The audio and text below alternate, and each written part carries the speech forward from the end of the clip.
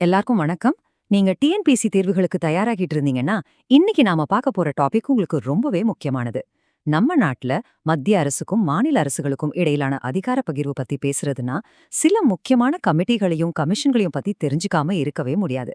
வாங்க, அத பத்தி தான் நாம இன்னைக்கு விரிவாக பார்க்க போறோம். எப்போதுமே ஒரு பெரிய கேள்வி இருக்கும் இல்லையா? சென்ட்ரல் கவர்மெண்ட் கிட்ட அதிக பவர் இருக்கணுமா, இல்ல மாநிலங்களுக்கு அதிக சுதந்திரம், அதாவது சுயாட்சி தேவையா? இந்த ஒரு கேள்விதான் நம்ம இந்திய அரசியலோட அடிநாதமே. இந்த கேள்விக்கான பதில தேடுற ஒரு பயணம்தான் இந்த கமிட்டிகளோட பரிந்துரைகள். சரி, நம்ம என்னென்னலாம் பார்க்க போறோம்னு ஒரு சின்னதா பாத்துடலாம். முதல்ல கூட்டாட்சி பத்தின விவாதம், அப்புறம் தமிழ்நாடோட பங்கு, அதுக்கு சென்ட்ரல் கவர்மெண்டோட பதில், இப்போ என்ன நிலைமை, கடைசியா உங்களுக்காக ஒரு சூப்பர் சுருக்கம். இந்த வரிசையில போனா உங்களுக்கு ரொம்ப ஈஸியா புரியும். வாங்க ஆரம்பிக்கலாம். சரி, நம்ம பகுதிக்குள்ள போலாம். சென்டருக்கும் ஸ்டேட்டுக்கும் நடுவுல இந்த அதிகார போட்டி எப்படி ஆரம்பிச்சது, அதோட வரலாறு என்னன்னு முதல்ல ஒரு பார்வை பாத்துரலாம். இப்ப நீங்க பாக்குற இந்த டைம்லைன் ரொம்ப முக்கியம். நம்ம கூட்டாட்சி முறையில நடந்த விவாதங்களோட முக்கியமான மைல்கற்கள் இதெல்லாம். 1969ல ராஜமன்னார் கமிட்டியில ஆரம்பிச்சு சர்க்காரியா புஞ்சின்னு வந்து இப்ப குரியன் ஜோசப் கமிட்டி வரைக்கும், அடிங்கப்பா, இந்த உரையாடல் இன்னும் தொடர்ந்துகிட்டே தான் இருக்கு. ஓகே, அடுத்த பகுதி. இதுல நாம தமிழ்நாட்டோட ஒரு முக்கியமான முன்னெடுப்பை பத்தி பார்க்க போறோம். ஆமாங்க, மாநில உரிமைகள்னு வரும்போது அதுக்கு முதல்ல துணிச்சலா குரல் கொடுத்ததுல தமிழ்நாட்டுக்கு ஒரு பெரிய பங்கு இருக்கு. அதுக்கு அடித்தளமிட்டது தான் இந்த ராஜமன்னார் குழு. இப்ப இந்த ராஜமன்னார் கமிட்டியில ஒரு சுவாரஸ்யமான விஷயம் என்ன தெரியுமா? இத சென்ட்ரல் கவர்மெண்ட் அமைக்கல, தமிழ்நாடு அரசு தான் அதை நியமிச்சது. யோசிச்சு பாருங்க, ஒரு மாநில அரசே சென்ட்ரல் கவர்மெண்டோட அதிகாரத்தை கேள்வி கேட்டு ஒரு கமிட்டி அமைக்குதுன்னா அது எவ்வளவு பெரிய விஷயம். அதுதான் அதோட ஸ்பெஷாலிட்டி. ராஜமன்னார் கமிட்டியோட பரிந்துரைகள்லாம் சும்மா அல்ல, ரொம்பவே தீவிரமானவை. ஆர்டிகிள் 356ஐயே தூக்கணும், நிறைய அதிகாரங்களை ஸ்டேட்டுக்கு மாத்தணும்னு அடிச்சு சொன்னாங்க. ஆனா மத்திய அரசு என்ன நினைச்சதுன்னா, இவ்வளவு அதிகாரத்தை மாநிலங்களுக்கு கொடுத்தா நாட்டோட ஒற்றுமைக்கு ஆபத்து வந்துடும்னு பயந்துட்டாங்க. அதனால இந்த கோரிக்கைகள்ல பெருசா ஒன்னும் ஏத்துக்கல.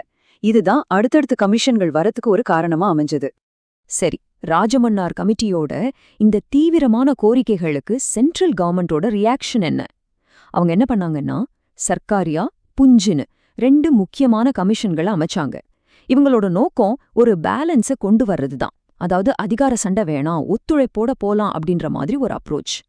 இந்த ரெண்டுக்கும் உள்ள வித்தியாசத்தை பாருங்க.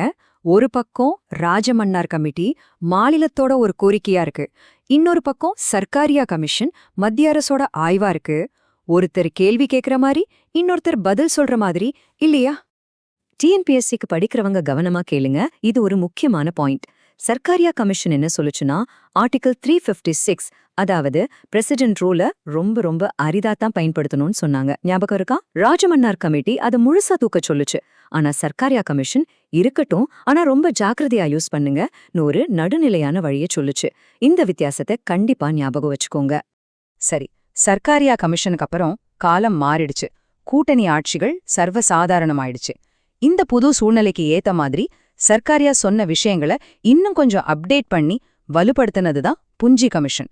இவங்களோட மெயின் ஃபோக்கஸ் கூட்டுறவு கூட்டாட்சி, அதாவது கோஆபரேட்டிவ் ஃபெடரலிசம் மேலதான் இருந்துச்சு. ஓகே, இப்படியே டைம் டிராவல் பண்ணி நாம நிகழ்காலத்துக்கு வருவோம். திரும்பவும் தமிழ்நாடு களத்துல இறங்கியிருக்கு. மத்திய மாநில உறவுகளை மறுபடியும் ஒரு தடவை அலசி ஆராய ஒரு புது கமிட்டிய அமைச்சிருக்காங்க. இந்த குரியன் ஜோசப் கமிட்டி ஒரு வகையில பார்த்தா பல வருஷத்துக்கு முன்னாடி ராஜமன்னார் கமிட்டி எழுப்பின அதே சுயாட்சி குரலோட ஒரு மாடர்ன் வெர்ஷன் மாதிரி தான். இதுதான் இதோட முக்கியத்துவமே.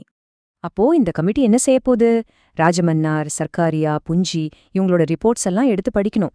சென்டர் ஸ்டேட் உறவுகளை பாதிக்கிற சட்டங்கள் எல்லாம் மறுபடியும் பார்க்கணும். மாநிலங்களுக்கு இன்னும் அதிக அதிகாரம் கொடுக்க என்னென்ன சீர்திருத்தங்கள் பண்ணலான்னு சொல்லணும். சொல்லப்போனா இது ஒரு பெரிய வேலை. நம்ம கூட்டாட்சி முறைய அடுத்த லெவலுக்கு கொண்டு போற ஒரு முயற்சி. இந்த கமிட்டி அவங்களோட முதல் ரிப்போர்ட்ல ஒரு சம பாயிண்ட முன் வச்சிருக்காங்க. என்னன்னா, கவர்னர்களுக்கு 5 வருஷம் ஃபிக்ஸட் டேர்ம் கொடுக்கணும். அதுவும் அந்த 5 வருஷம் முடிஞ்சா அவங்கள திரும்ப நியமிக்க கூடாது. எதுக்கு இப்படி? அப்போதான் கவர்னர் பதவியில சென்ட்ரல் கவர்மெண்டோட தலையீடு குறையும்னு சொல்றாங்க. சரி, இவ்ளோ நேரம் நம்ம பார்த்த எல்லா விஷயத்தையும் ஒரே இடத்துல சுருக்கமா பார்க்கலாமா? எக்ஸாமுக்கு ரிவிஷன் பண்றதுக்கு இந்த ஸ்லைட் ரொம்பவே உதவியா இருக்கும். சோ கொஞ்சம் கவனமா பாருங்க. டிஎன்பிஎஸ்சி எக்ஸாம் பாயிண்ட் ஆஃப் வியூல இந்த டேபிள் தான் கிளைமேக்ஸ். பாருங்க, எவ்ளோ சிம்பிளா இருக்கு. ராஜமன்னார், குரியன் ஜோசப் கமிட்டி ரெண்டுமே தமிழ்நாடு அரசால அமைக்கப்பட்டது. இவங்களோட நோக்கம் மாநிலத்துக்கு அதிக சுயாட்சி வேணுங்கிறது தான். அதுவே சர்க்காரியா புஞ்சி கமிஷனை பாருங்க, அது சென்ட்ரல் கவர்மெண்டால அமைக்கப்பட்டது. இவங்களோட அப்ரோச் ஒரு சமரச பாதை, ஒரு பேலன்ஸை கொண்டு வரணுங்கிறது தான். இந்த பேசிக் வித்தியாசத்தை புரிஞ்சுக்கிட்டாலே போதும், பாதி டாபிக் கவர் ஆயிடும். அதாவது நம்ம இந்திய கூட்டாட்சியோட கதையே இதுதாங்க. ஒரு பக்கம் தேசிய ஒற்றுமை வேணும், இன்னொரு பக்கம் மாநிலங்களுக்கு சுயாட்சி வேணும். இந்த ரெண்டுக்கும் நடுவுல நடக்கிற ஒரு முடிவில்லாத உரையாடல் தான் இது.